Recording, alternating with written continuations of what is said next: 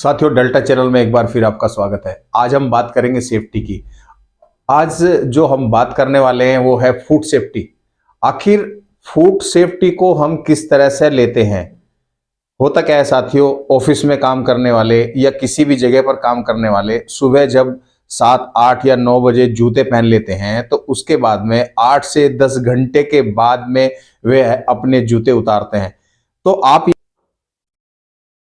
आप ये सोचिए, जब आप इतने लंबे समय में जूतों के साथ अपने पैरों को रखते हैं तो पैरों के अंदर बहुत तरह के फंगस लग जाते हैं या पसीना बहुत आता है या कुछ ऐसे विकार हो जाते हैं जो आपके जूतों के कारण या आपकी जुराबों के कारण या आपके शरीर की पसीने की क्वालिटी के कारण आपके पैरों में फंगस लग जाता है या कोई दूसरे तरह की बीमारियां हो जाती हैं।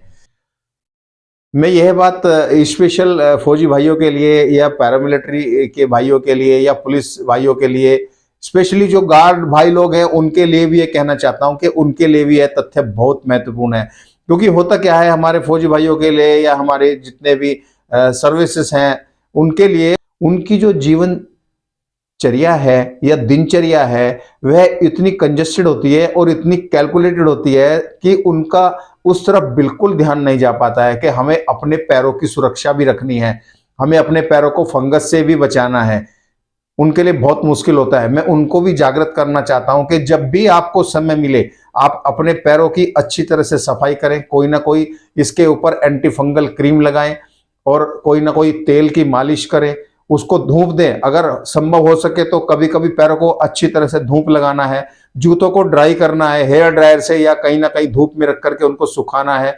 ये सब चीजों का ध्यान रखना है जिससे हमारे जो सर्विसेज में जो भाई लोग हैं वह भी अपने पैरों का ध्यान रख सके। क्योंकि पैरों का अगर आप ध्यान नहीं रखेंगे तो फंगल का जो इन्फेक्शन है, फंगस का जो स्टार्टिंग है वो आपके पैरों से सबसे ज्यादा होता है। पैरों से आपके हाथों में आता है और हाथों से आपके पूरे फेस पर भी जा सकता है। कितनी बार आप कहते हैं कि मैं तो बहुत सफाई करता हूं और मेरे ऊपर फंगल इन्फेक्शन कैसे आ गया?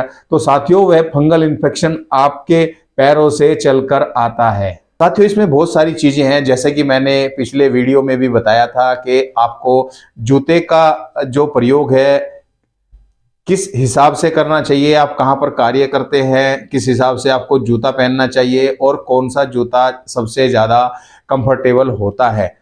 तो इसी के लिए हम कहते हैं कि उस हिसाब से आपको अपनी जुराबों का भी चयन करना है कि आप कितने घंटे जूते पहनते हैं, कितने घंटे जुराबों में रहते हैं, कितने तापमान पर रहते हैं, कितनी गर्मी में रहते हैं और वहां पर ह्यूमिडिटी क्या है, या आप कोस्टल एरिया में रहते हैं या फिर ड्राई एरिया में रहते हैं।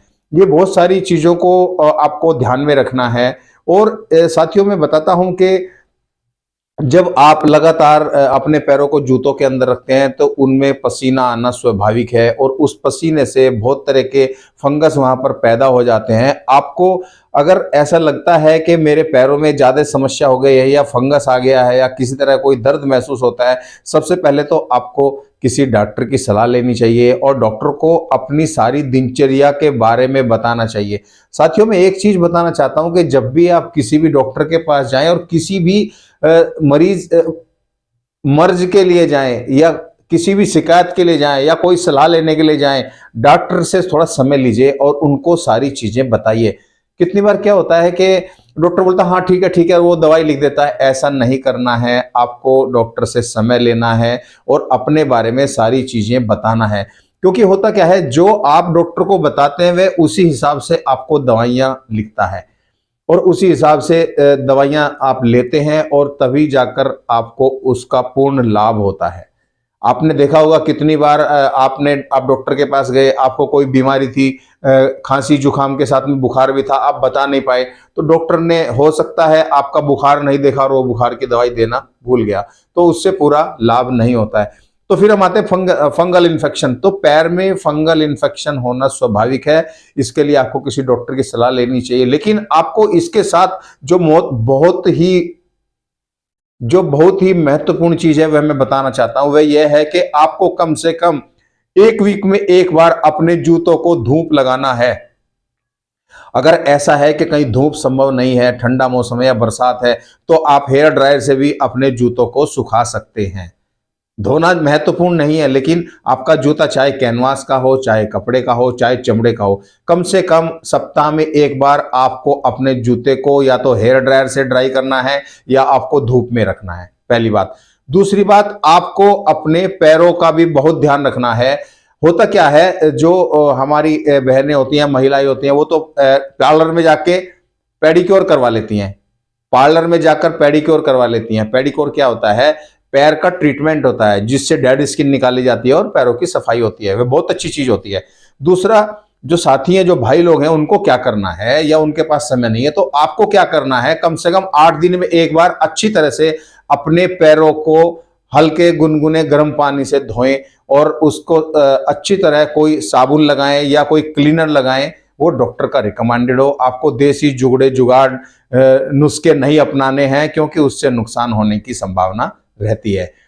तो आप उसमें क्या कर सकते हैं, हाइड्रोजन, लिक्विड हाइड्रोजन आती है बाजार में, आप उसको अगर अपने नाखूनों पर डालेंगे, जहां जहां आपको लगता है कि नाखून के बराबर में डेड स्किन, जैसे कि आप देख रहे हैं कि इस तरह की डेड स्किन आनी शुरू हो जाती है। और साथियों, होता क्या है, पहले जो ये फंगस लगता है बहुत थोड़ा सा किनारों पर लगता है, और एक स्थिति ऐसी भी आती है कि यह फंगस आपके पूरे नाखून को खा जाता है और आपके पैरों से बहुत स्मेल भी आनी शुरू होती है। आपने कितनी बार देखा होगा, ट्रेन में या कहीं दूसरी जगह, अगर आदमी जैसे ही जूता निकालता है तो बोलते मर गए भैया देखो। मतलब ऐसी बदबू होती है, आप सहन नहीं कर सकते। वो सब चीजों से बचने के लिए आपको अपने पैरों की निरंतर सफाई करनी है, नहीं तो एक बार आपके पैर में फंगल इन्फेक्शन हुआ, जीवन भर नहीं जाएगा। साथियों, मैं बोलता हूं, कोई भी फंगल इन्फेक्शन बहुत मुश्किल से जाता है।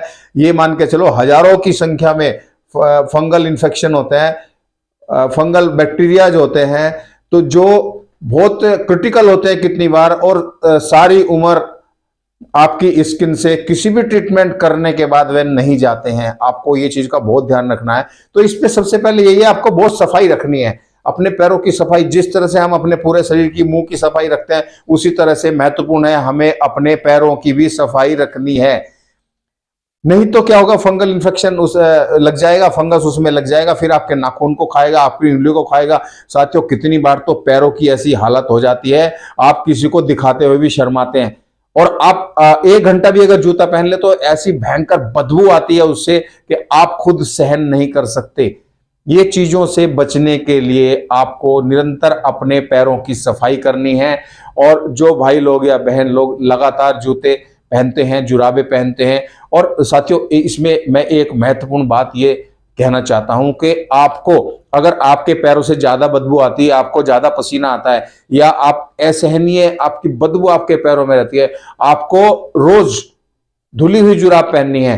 आप उसको, जो कुछ लोग क्या करते हैं, एक जुराब को 2-2 3 दिन पहनते हैं। साथियों, ये एकदम गलत बात है। आपने एक दिन जुराब पहनी, चाहे 1 घंटे के लिए पहनी, आपको उसको एकदम बदल देना है और धुली जुराब पहनना है। और आपको एक अंतराल के बाद, 1 महीना, 2 महीने या 3 महीने, जितने दिन के बाद भी आपको कंफर्टेबल है, आपको अपनी जुराबें बदलनी है, नई जुराबें खरीदनी है। जिनको पसीना ज्यादा आता है उनको ज्यादा सिंथेटिक जुराबें नहीं पहननी है। साथियों, ये चीजें आपके जीवन से जुड़ी हुई हैं, जो अगर इन पे चलेगा और इनका ध्यान रखेगा, आपके जीवन में 4 चांद लग जाएंगे। साथियों, इसमें महत्वपूर्ण बात यह है कि अगर आपके पैरों को ज्यादा पसीना आता है, आपको उसकी सफाई बराबर रखनी है। आपको कोई ना कोई उसमें एंटी फंगल क्रीम लगानी है। आप डॉक्टर से कोई भी सलाह ले सकते हैं, उसमें कोई ना कोई एंटी फंगल क्रीम आपको रोज लगानी है। और अगर आप निरंतर अपने पैरों की सफाई रखेंगे, रोज एंटी फंगल क्रीम लगाएंगे, तो कुछ समय के बाद में, कुछ महीनों के बाद में आपके पैर नीट एंड क्लीन हो जाएंगे। फिर न तो कोई पसीने की समस्या रहेगी, पसीना भी कम आएगा, जब डेड स्किन नहीं होगी तो बदबू नहीं आएगी, और किसी तरह कोई फंगल इन्फेक्शन भी नहीं रहेगा। और अगर हो सकता है आप चाहते हैं कि डॉक्टर से मिलें, उसमें कोई दवाई की आवश्यकता है, तो आप वह भी ले सकते हैं। लेकिन महत्वपूर्ण तथ्य यही है कि आपको अपने पैरों की निरंतर सफाई करनी है। जब उन पे डेड स्किन आए या आपको लगे नाखून के बराबर में कोई इन्फेक्शन हो रहा है, तो आप उसको क्लीन कर सकते हैं, हाइड्रोजन से क्लीन कर सकते हैं। फिर नॉर्मल आप उसको साबुन से साफ करके उस पर कोई भी ऑयल लगा सकते हैं या कोई एंटी फंगल क्रीम लगा सकते हैं। साथियों, एड़ियां फटने का कोई एक कारण नहीं है, एड़ियां फटने के बहुत सारे कारण हैं। आपके अंदर कोई विटामिन्स की कोई कमी हो जाती है, या आपकी स्किन का कोई इश्यू आता है, या कोई फंगल इन्फेक्शन हो जाता है, बहुत सारे कारण होते हैं। जिस तरह से हम अपने पूरे शरीर का ध्यान रखते हैं, वैसे ही हमें अपने पैरों का भी ध्यान रखना चाहिए। Thank you.